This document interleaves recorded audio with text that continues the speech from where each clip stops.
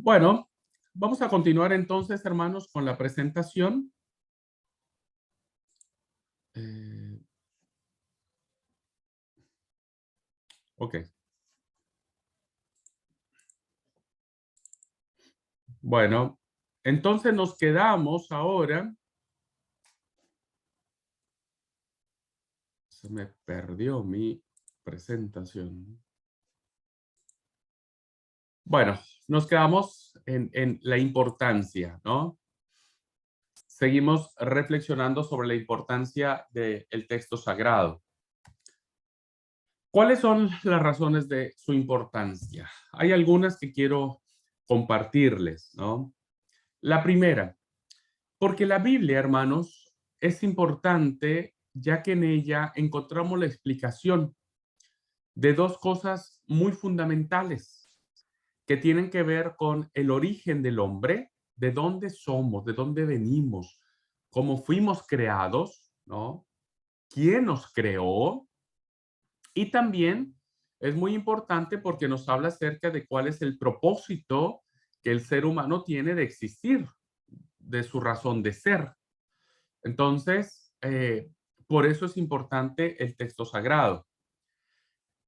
Como un ser que piensa, como un ser racional, el hombre siempre se ha preguntado a lo largo de los siglos la razón de su existencia.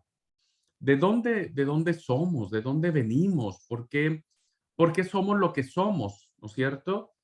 Y entonces se han propuesto un montón de teorías, ¿no? Propuesto un montón de situaciones o de postulados que tratan de dar respuesta a este interrogante. ¿De dónde venimos? Las dos más famosas que tenemos hoy en día, ¿no?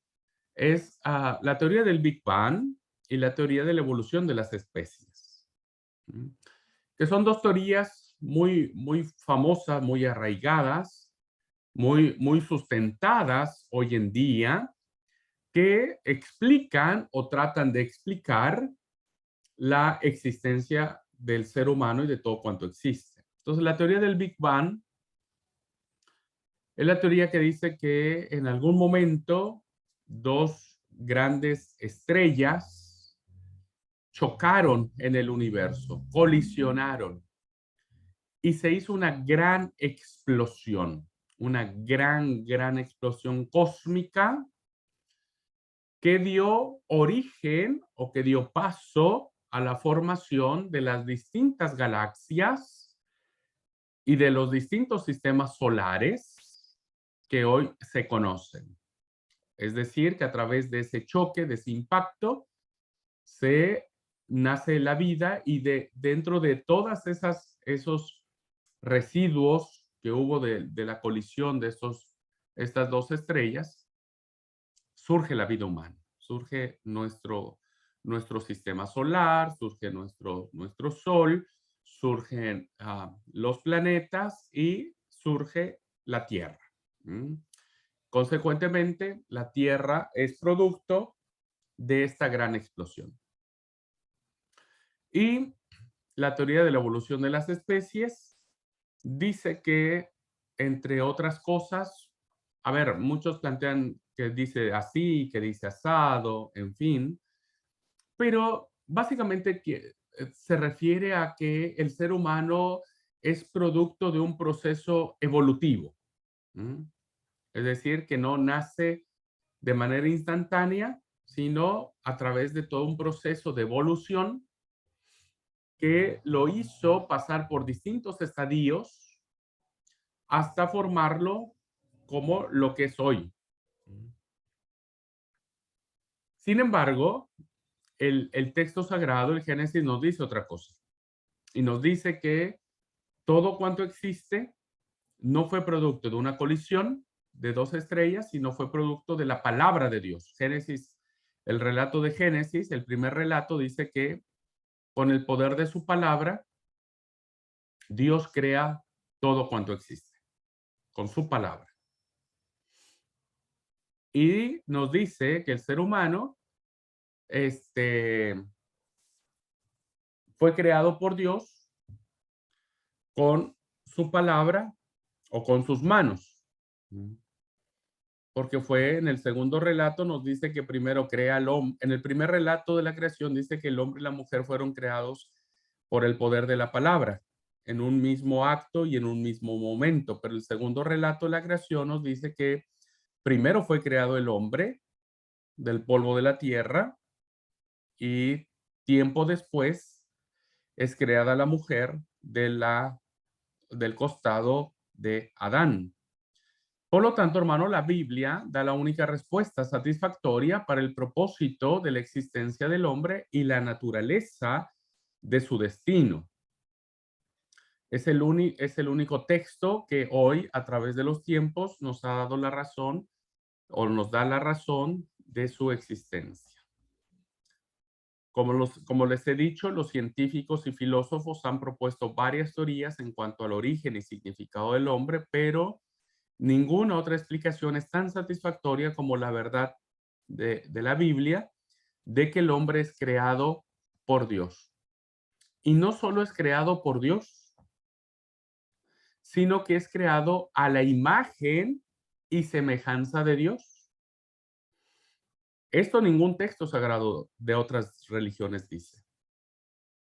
Nosotros somos creados a la imagen y semejanza de Dios, no en el aspecto físico, sino en su esencia, en su alma, en el espíritu, en el soplo de vida que Dios ha puesto en todos nosotros. Entonces el hombre, hermanos, nosotros no solo fuimos creados por Dios, sino somos hechos a su imagen y semejanza para vivir en servicio amoroso y fiel al Dios creador de nuestras vidas. Somos creados para servir al Señor, ¿no? Y no solo eso, servir a nuestro prójimo. Porque entonces el inicio de todo esto no solamente tiene que ver con que el hombre y la mujer van a reposar el séptimo día como una señal de recreación, como una señal de que Dios quiere tener comunión con ellos en este día, santificándolo, bendiciéndolo, etcétera, descansando, sino también con el prójimo, porque entonces el texto sagrado dice, dejará el hombre a su padre, a su madre, se unirá a su mujer y serán los dos una sola carne. Eso dice el segundo relato de la creación. Entonces tiene que ver con una comunidad. El propósito de Dios para el ser humano es que éste viviese en comunidad, viviera juntos, vivieran como familia, viendo al prójimo, ¿no? Y todo esto que inicia en el Génesis como la parte idílica, la parte deseable, la parte del paraíso, donde no hay muerte, donde no hay lágrimas, donde no hay nada. Esta condición que nos refleja Génesis 1 y 2, ¿no es cierto? De comunión con Dios, de perfección, de santidad, de todo lo que gusten y manden. Fíjense cómo de manera casi calcada, diríamos, así termina el texto sagrado en el libro de Apocalipsis. Apocalipsis nos habla de que no tendremos necesidad de luz del sol ni necesidad de lámpara, porque Dios nuestro Señor nos guiará. Él enjugará toda lágrima de nuestros ojos, no habrá más muerte, no habrá más llanto. Habrá un cielo nuevo, una tierra nueva, descenderá la gran Jerusalén, la morada de Dios, para recuperar el estado idílico o perfecto que teníamos en Génesis 1 y 2. Fíjense entonces, hermanos y hermanas, cómo de una manera tan maravillosa el texto inicia con una reflejando el deseo de Dios para, para el ser humano, que era vivir en comunión con Él, y termina recuperando eso, Dios. Termina recuperando esta comunión o comunidad al final de los tiempos. Entre medio, ¿no? Entre medio de estos dos grandes polos, entonces tenemos todo el drama de la salvación, el drama del pecado, el drama de todo lo que ahora nosotros estamos viviendo. Pero es hermoso mirar, hermanos y hermanas, cómo el texto sagrado le da un sentido coherente al origen del hombre y al propósito de su existencia. No somos seres humanos que terminaremos en la nada. Somos seres humanos que terminaremos disfrutando la eternidad con Dios. Entonces, esta es una razón de la importancia del texto sagrado. Segunda razón, ¿por qué la Biblia es importante? Porque la Biblia proporciona una guía para la vida diaria. Porque la Biblia, hermano, no solamente es un montón de historias del pasado, no solo es un montón de historias que nos hablan de gente que vivió hace 3,000, 5,000, 8,000 años atrás, muy lejos de nosotros, sino también es un libro que nos va a dar una guía muy importante de la vida, ¿no? De la vida. Y esto es muy, muy, muy interesante como la Biblia nunca ha dejado de ser relevante, jamás. Ha sido muy actual. Algunas teorías de la psicología moderna, ¿no? Pues esta ciencia que es muy, muy nueva, la psicología es muy nueva, proponen que la clave para un modelo de personalidad esté centrada en las relaciones. Los psicólogos dicen, hermanos, que si nosotros cultivamos relaciones saludables, nuestras personalidades serán saludables. Depende del entorno en el que nos movamos, será la manera en que nosotros desarrollemos emociones saludables, pensamientos saludables. La Biblia entonces da un plan completo y realizable para relacionarse propiamente con las otras personas. El texto sagrado es un texto que habla de comunidad en todos los sentidos, ¿no? En todos los sentidos. Por eso el Señor concede el matrimonio y otorga una familia, ¿no? Y concede amistad. Hay mucha amistad en el texto sagrado. Dios mismo se constituye como amigo, ¿no? Como amigo. El texto de Números dice que Moisés hablaba cara a cara con el Señor como quien habla con un amigo. Y Jesús dirá en otra ocasión, vosotros ya no sois mis discípulos, ahora los llamaré amigos. Hay amistad, hay compañerismo, hay trabajo en equipo, es decir, no solo explica cómo relacionarse con nuestra familia, los amigos, los vecinos, que eso es algo muy importante dentro del relacionamiento, ¿no? De cómo cultivar estas relaciones saludables con las personas que nos rodean, sino va más allá. Fíjense cómo el texto sagrado nos coloca en un gran desafío.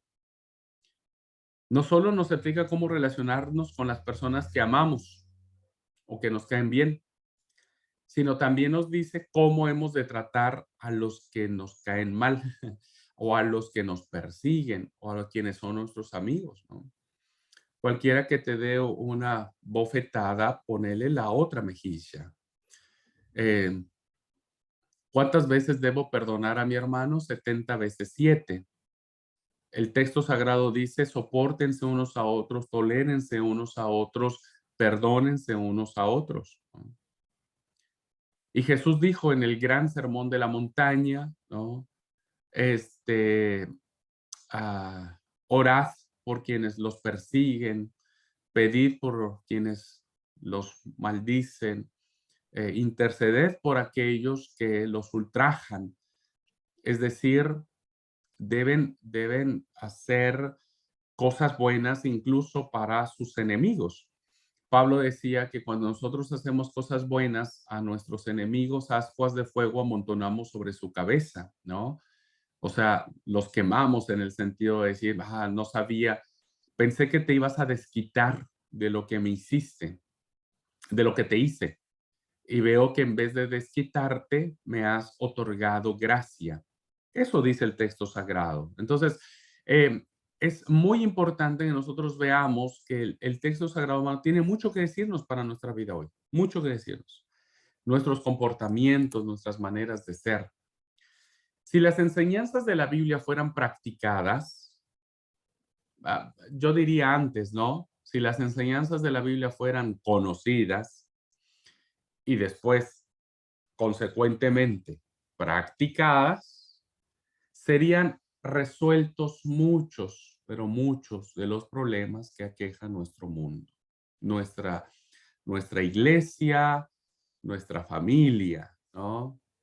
A veces creo que nosotros no hemos podido resolver muchos de los temas que suceden en nuestras familias o en nuestras iglesias porque desconocemos lo que dice el texto sagrado.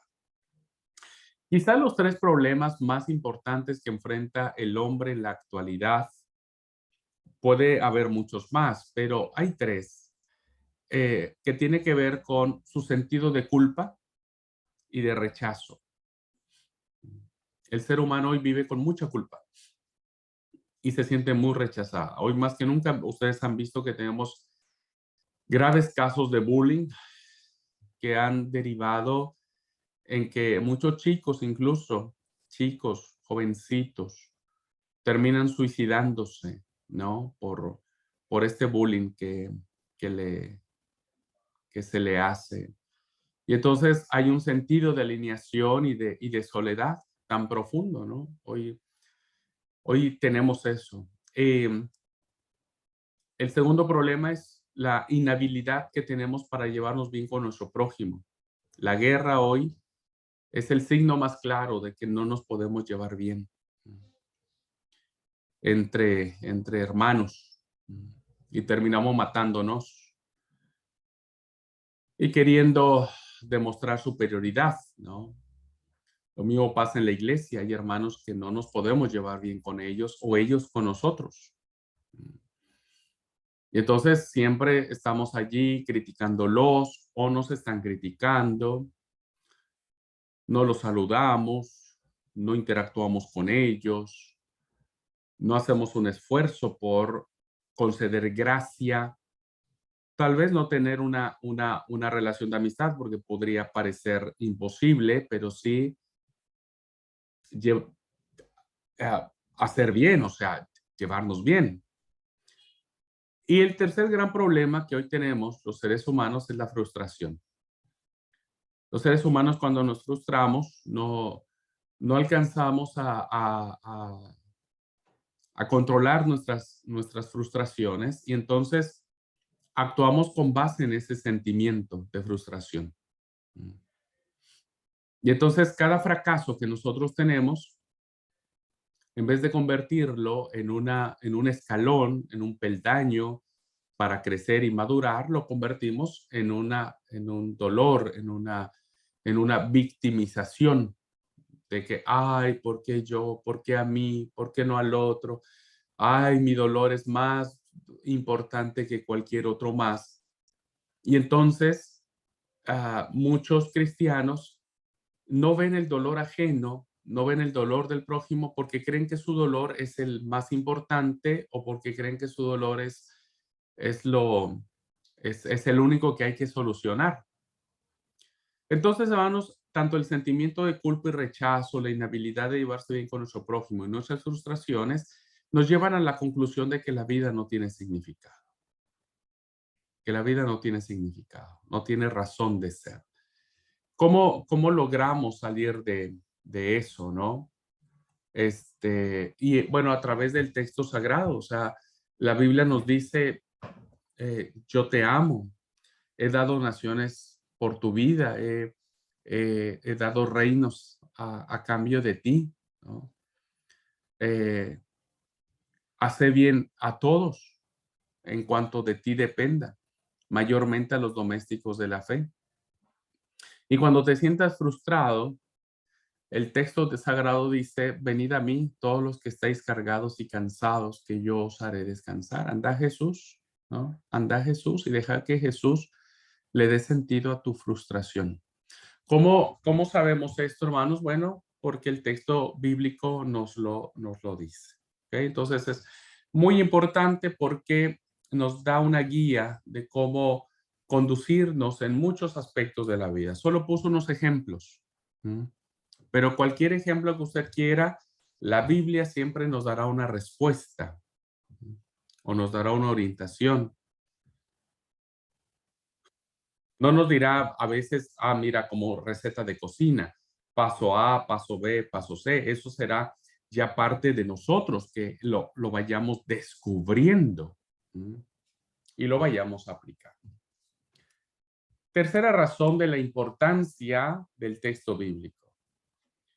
Es importante, hermanos, porque toma al hombre que ha sido condenado por el pecado y le indica que no va a vivir siempre en esta condición, sino va a tener a alguien que lo va a redimir, que lo va a, a darle salvación.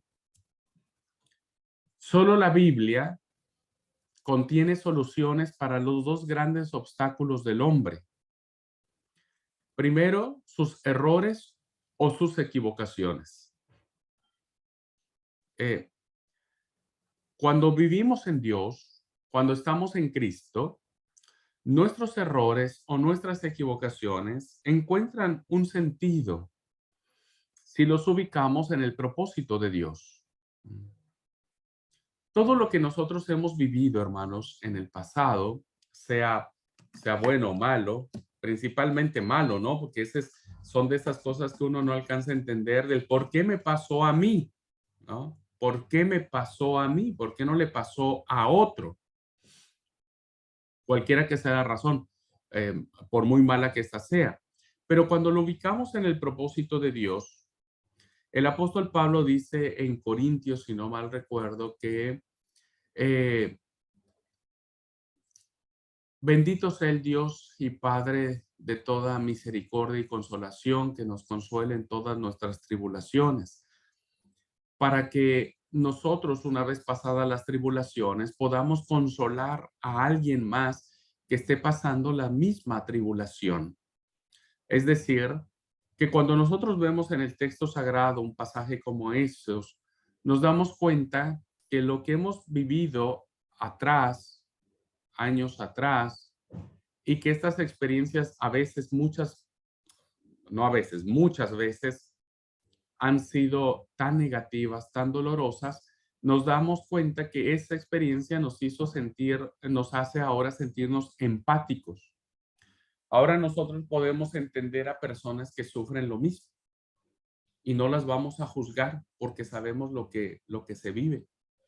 Entonces, la Biblia tiene esta facultad de recordarnos que los errores o nuestros equívocos, ¿no? Cuando se entienden desde el propósito de Dios, este, no llegamos a la conclusión de decir, ay, ¿por qué a mí? Sino llegamos a la conclusión de decir, bueno, por algo me pasó porque hoy yo puedo ayudar a otros. Y el otro gran obstáculo que tenemos y que la Biblia da solución es la posibilidad siempre presente de la muerte que puede destruirnos. Hay dos grandes visiones o enfoques respecto de la muerte. En ambos casos, la muerte para el ser humano ha sido algo que ha causado miedo, ¿no? Eh, y dolor, por cierto, mucho dolor. Evidentemente, cuando un ser querido muere, trae profundos dolores a nuestra alma, hay grandes destrozos.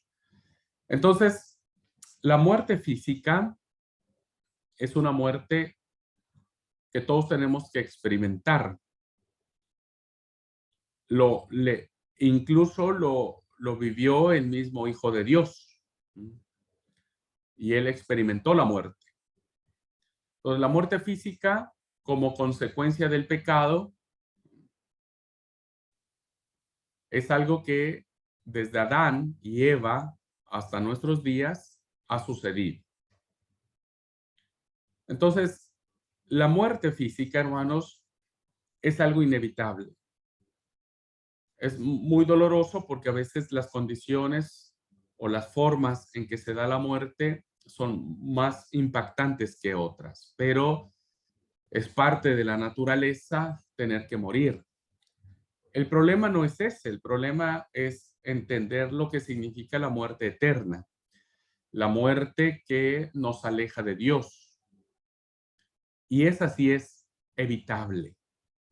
La muerte natural no es evitable, es inevitable. Todos tenemos que morir, todos no quisiéramos, pero tenemos que morir. Y la otra es evitable. Podemos nosotros evitar morir eternamente.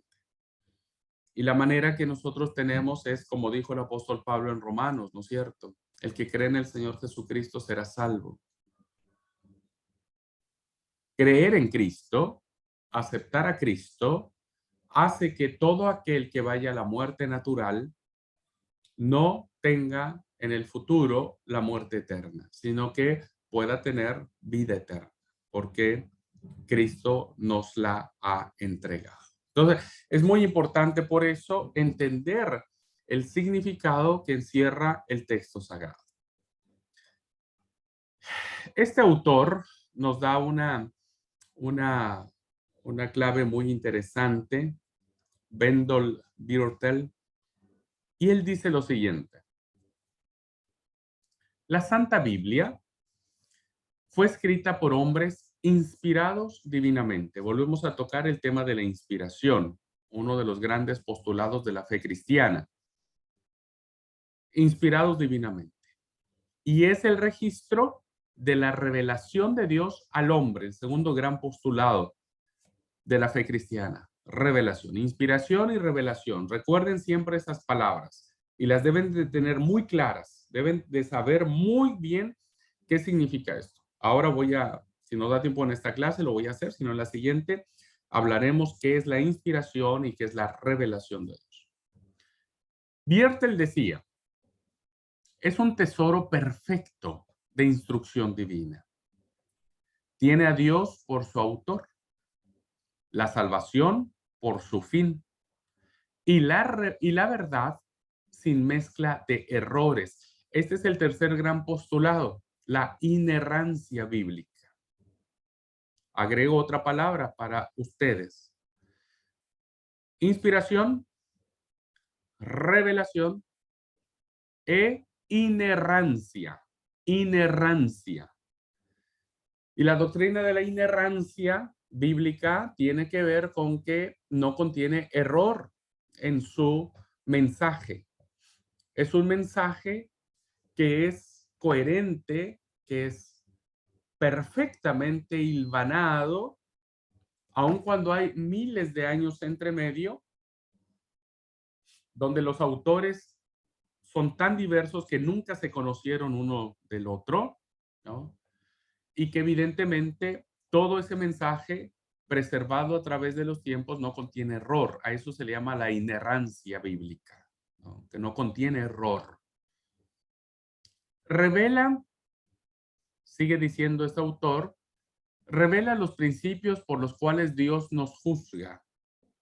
Dios, hermanos, es juez.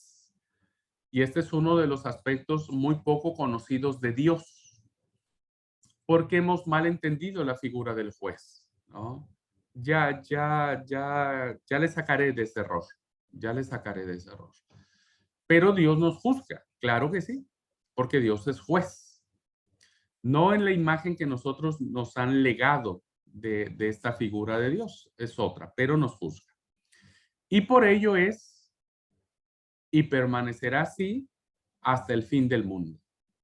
Esto será algo permanente, algo que hasta que todas las cosas se cumplan según el texto sagrado, permanecerá.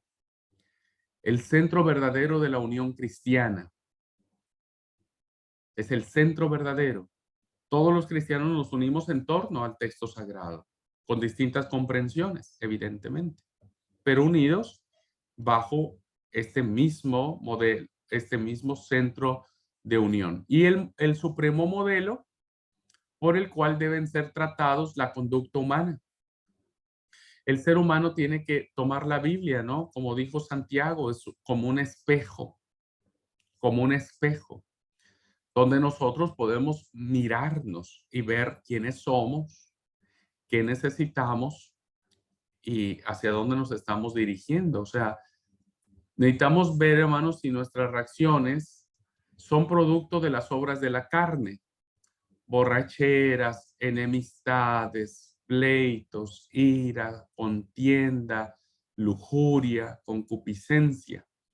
Si nosotros seguimos teniendo estas reacciones o estas actitudes o estas conductas, entonces el texto sagrado dice que nosotros nos estamos moviendo bajo las obras de la carne y seguimos siendo carnales, ¿no? Si nos movemos en las obras del Espíritu y vivimos en el Espíritu, entonces aprenderemos a amar, a perdonar, a encontrar gozo, dominio propio, etcétera, ¿no? Entonces, es el modelo supremo por el cual nuestra conducta tiene que pasar por el tamiz del canon bíblico. Debe ser el sustento de nuestros credos. La Iglesia de Dios Séptimo Día es una iglesia que se precia de ser una institución profundamente bíblica. Nuestra fuente de inspiración no está en algún apóstol, no está en algún profeta, no está en ninguna persona que hoy nos quiera decir algo diferente a lo que el texto sagrado nos dice. Hoy nuestro credo, nuestros puntos de fe, lo que nosotros hemos entendido es basado en la palabra del Señor. ¿Sí? Hemos entendido que la Biblia nos respalda. Entonces, somos un credo abierto, somos una iglesia no sectaria, no fundamentalista. Somos una iglesia que estamos abiertos a la revelación que el Espíritu Santo quiera seguir dándonos respecto de su bendita palabra. Y que tal vez haya algunas cosas que nosotros desconozcamos, ¿no? O que hemos ido entendiéndolas de una forma, pero el Espíritu nos va guiando para ir entendiéndolas de maneras diferentes, ¿no? Entonces, nuestro credo como Iglesia de Dios está basado en las Sagradas Escrituras. Y dice Viertel que también es un modelo para donde puede o debe ser tratadas las opiniones religiosas. Los cristianos, hermanos, debemos aprender a formular nuestras respuestas basados en el texto bíblico, pero no producto de nuestros intereses. Fíjense que muchas veces nosotros como iglesia, en nuestra historia, en nuestra tradición, durante muchos años nos peleamos con otros cristianos, ¿no? En México principalmente es una de las iglesias donde antiguamente era decir, bueno, yo a la mañana me peleé con un testigo de Jehová, a la tarde discutí con un pentecostés, a la noche me agarré a las piñas con un mormón o qué sé yo, con mil cosas, ¿no? Y entonces, nosotros a veces crecimos eligiendo textos del texto sagrado para argumentar nuestras posturas y muchas veces nos excedimos fundamentando con textos que nada tenían que ver, que no tienen una exégesis, no tienen una lectura divina, no tienen nada que ver con lo que nosotros quisimos o queremos decir. Y entonces opinamos, ¿no? De otras personas o pensamientos, pero realmente estamos haciendo un mal trabajo nosotros al querer usar el texto sagrado como si fuera, no sé, una espada para ir matando a todo mundo. Y no es así. Nuestras palabras, nuestras respuestas tienen que ser tan profundamente bíblicas que nazcan de la lectura divina y que nazcan de la lectura laboriosa, que ya se los expliqué en la clase de espiritualidad. Tiene que nacer de respirar la palabra pero también tiene que nacer de un estudio de la palabra. No es hablar por hablar, no es agarrar un texto, otro y hacer un montón de frases para demostrarle a otras iglesias, otras denominaciones que nosotros tenemos la verdad. Y entonces, Biertel decía al final, el criterio por el cual la Biblia ha de ser interpretada debe ser por el único tamiz, por el único colador perfecto que es Jesucristo.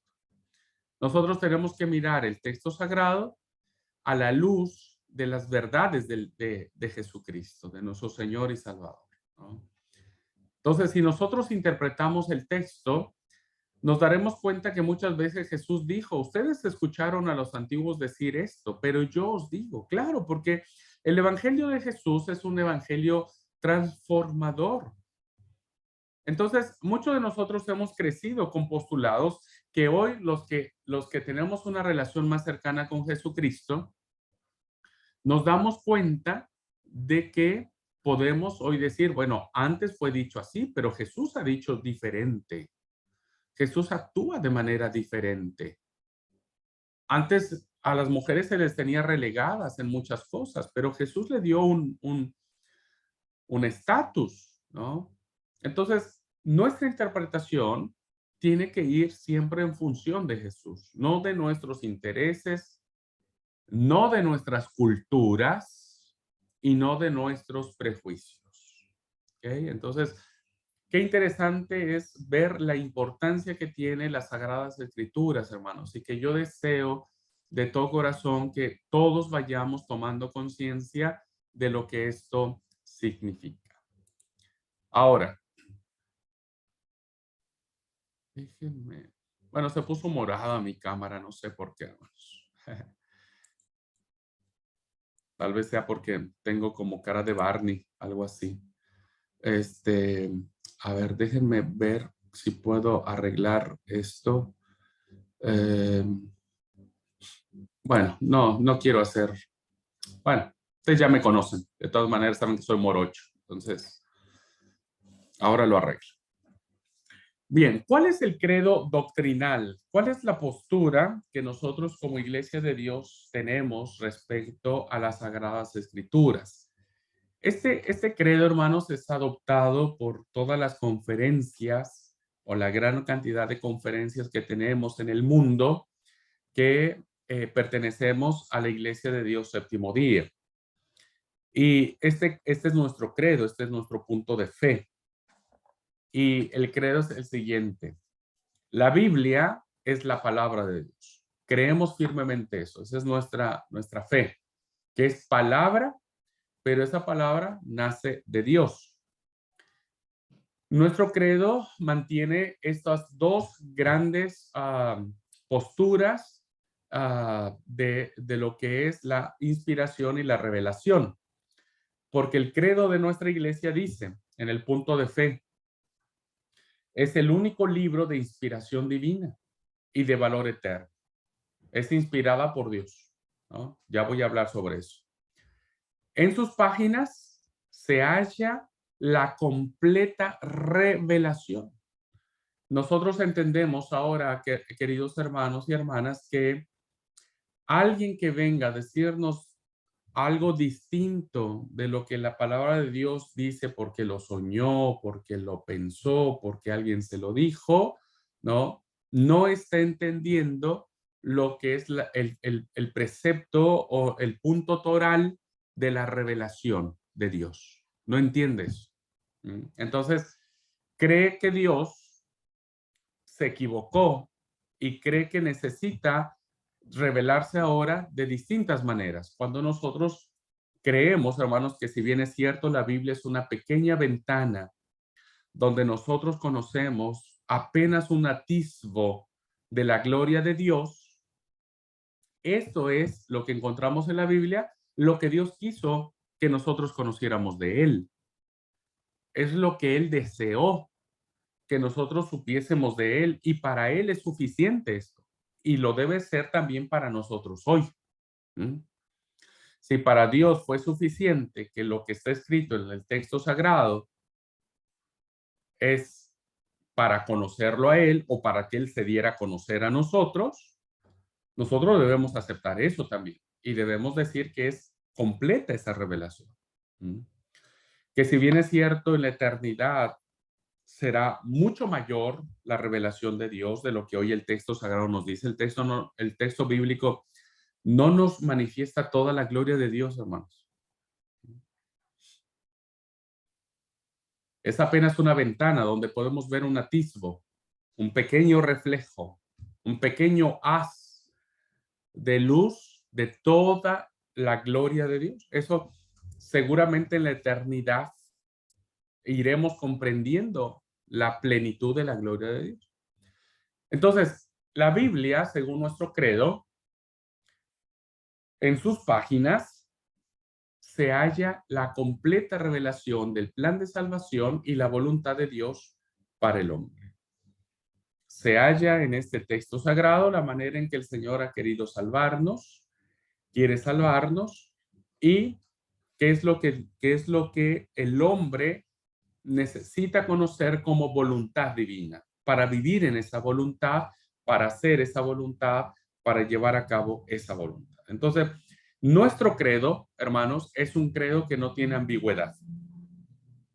Es un credo que en este punto nos une a todas las conferencias de todo el mundo en relación a lo que consideramos como palabra de Dios. Por eso es que nosotros somos una iglesia que nos preciamos de ser bíblicos y que la autoridad máxima de la iglesia son los concilios que cada país tiene. Y en cada concilio, cuando alguien presenta una propuesta para modificar nuestra fe o nuestro credo, tiene que ser sí o sí sustentado en la palabra de Dios. Si no, no pasa. No, no es aceptado y nosotros no lo reconocemos. ¿Okay? Bueno. Bueno, voy a dejar esto para mañana, hermanos. Para la siguiente clase, que tiene que ver con el origen de la palabra Biblia. Vamos a ver lo que es inspiración y lo que es revelación. Vamos a hablar acerca de lo que son los pergaminos, lo que es los papiros, los pergaminos, que es algo muy interesante que debemos conocer, etcétera. Pero en la próxima clase vamos a hablar ya de aspectos más formales, diríamos, de lo que tiene que ver con la palabra Biblia. ¿Ok? Muy bien. Entonces, vamos a dejar aquí la clase y quiero preguntar si hay alguna pregunta, válgase la redundancia. Quiero preguntar si alguien tiene alguna duda hasta aquí, hasta lo que vamos, alguna reacción, algún comentario. Es el tiempo.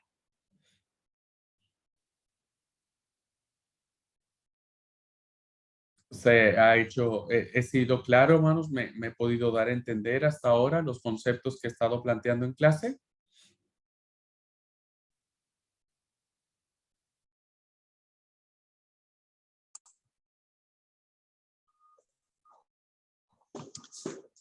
Sí, sumamente claros y muy interesante me resulta. Así que bueno, me dispongo a aprender